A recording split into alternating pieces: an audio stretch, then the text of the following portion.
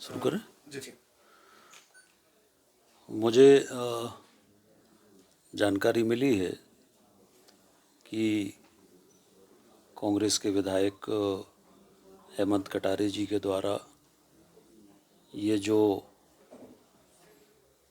सौरव शर्मा जो ये पूरा जो परिवहन का विषय जो सामने आया है और जो रेड हुई है और जो सौरव शर्मा के यहाँ से जो भी सोना वगैरह या जो भी पकड़ा गया है, इस संबंध में हेमंत कटारे जी ने कहा है कि सौरव शर्मा की नियुक्ति मेरे द्वारा हुई थी या मैंने अनुशंसा की थी, ये पूरी तरह से असत्य है। मैं पहले भी इस बात को कह चुका हूँ कि वो एक भी ऐसी नोट शीट दिखा दें कि जिसमें मैंने सौरव शर्मा की नियुक्ति की अनुशंसा की हो या अनुमोदन किया हो या सहानुभूतिपूर्वक विचार करने के लिए लिखा हो। मैंने कभी भी सौरव शर्मा की ना नियुक्ति की अनुशंसा की। एक सामान्य रूप से मंत्रियों के पास आवेदन आते हैं तो विभाग को भेज देते, पर नियुक्ति का अधिकार भी परिवहन मंत्री को नहीं होता, ये आयुक्त ट्रांसपोर्ट कमिश्नर को होता है। तो मेरे द्वारा ना कोई अनुशंसा की गई, ना कोई सहानुभूतिपूर्वक विचार करने के लिए लिखा गया, ना मेरे द्वारा कोई आदेश किया गया।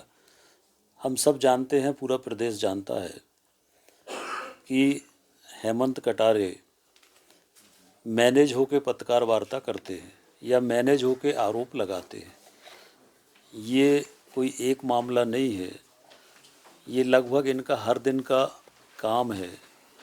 विधानसभा में अगर हम देखें तो विधानसभा में ये प्रश्न लगाते हैं, ध्यानाकर्षण लगाते हैं और उसके बाद फिर मैनेज होके उसी के पक्ष में पत्र लिखते हैं, उसी के समर्थन में पत्र लिखते, उसके बाद उस बारे में नहीं बोलते, उसके बाद उसकी कार्रवाई के बारे में कभी नहीं बोलते।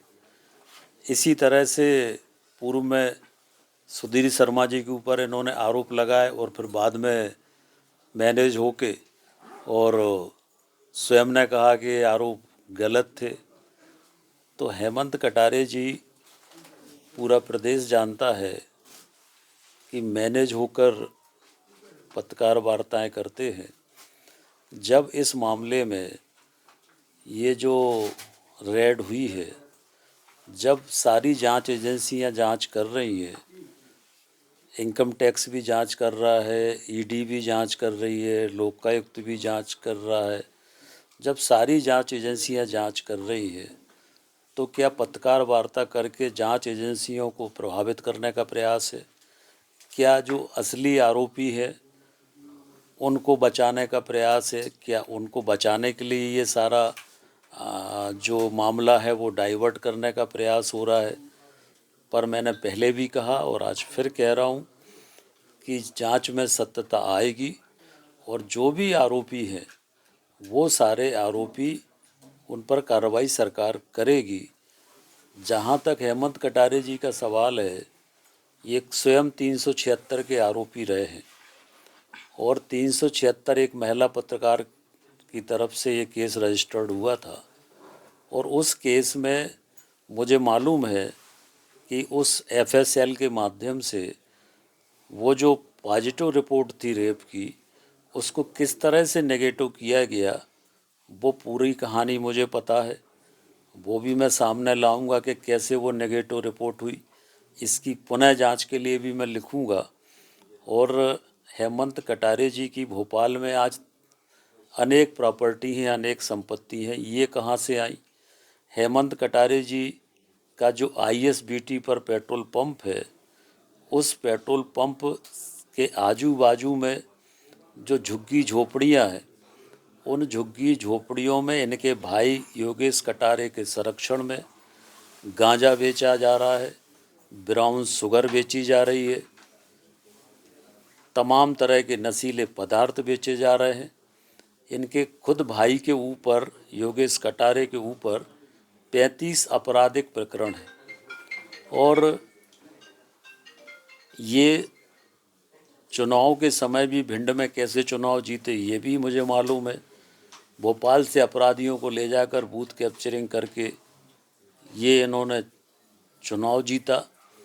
तो वो पूरे समय भोपाल में रहकर और मैनेज होकर इसी तरह से लोगों पर आरोप लगाते हैं, पर मैं उनको मैनेज करने वाला नहीं हूँ। मेरा राजनीतिक जीवन खुली किताब की तरह है। और उन्होंने कहा कि सौरभ शर्मा की नियुक्ति मालथुन चेक पोस्ट पर मेरे समय में हुई थी। मेरे समय में सौरभ शर्मा की ना केवल मालथुन चेक पोस्ट, किसी भी चेक पोस्ट पर नियुक्ति नहीं हुई। मेरे समय में ऐसा परिवहन मंत्री था जिसने पूरे प्रदेश में चेक पोस्ट बंद कर दिए थे। तो उनको तो मेरी प्रशंसा करना चाहिए कि मैंने तो चेक पोस्ट बंद किए थे, तो वो तो उल्टा प्रशंसा करने की जगह आरोप लगा रहे हैं। तो ये सब किसके कहने पे कर रहे हैं, क्यों कर रहे हैं, ये सब जानते हैं। और ये पूरी तरह से एक असली आरोपियों को बचाने के लिए मामले को डाइवर्ट करने की कोशिश हो रही है। और हेमंत कटारे जी से मुझे प्रमाण पत्र लेने की ज़रूरत नहीं है। शायद उनको मेरे पारिवारिक इतिहास की जानकारी नहीं है, मेरी पैतृक संपत्ति की जानकारी शायद उनको नहीं है, और इसलिए उनने इस तरह की बात की। हमारे पिताजी ने 25 एकड़ ज़मीन जिसकी कीमत 500 करोड़ है मंदिर के लिए दान दी है। तो जिसके पिता 25 एकड़ मंदिर के लिए दान 500 करोड़ की ज़मीन दे रहे हैं, वो क्या ऐसे ये इस तरह की गंदगी करेगा क्या? तो ये पूरी तरह से मैनेज होकर ये पत्रकार वार्ता की है। हम इसकी खिलाफ मानहानि भी करेंगे।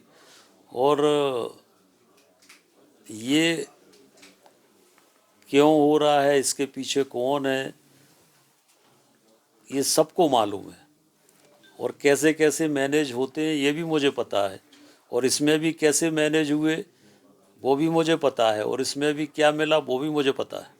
इन पे कुछ रोशनी डालना चाहेंगे इन चीज़ों पर? तो मैंने सब बता दिया, सारा स्पष्ट कर दिया जैसे आपने कि कहा कि वो मैनेज होके कर रहे सब हैं। जानते हैं कहाँ से मैंने। जो असली आरोपी हैं वो अपने बचने के रास्ते ढूंढ रहे हैं और जांच एजेंसियों को गुमराह करने की कोशिश करते हैं।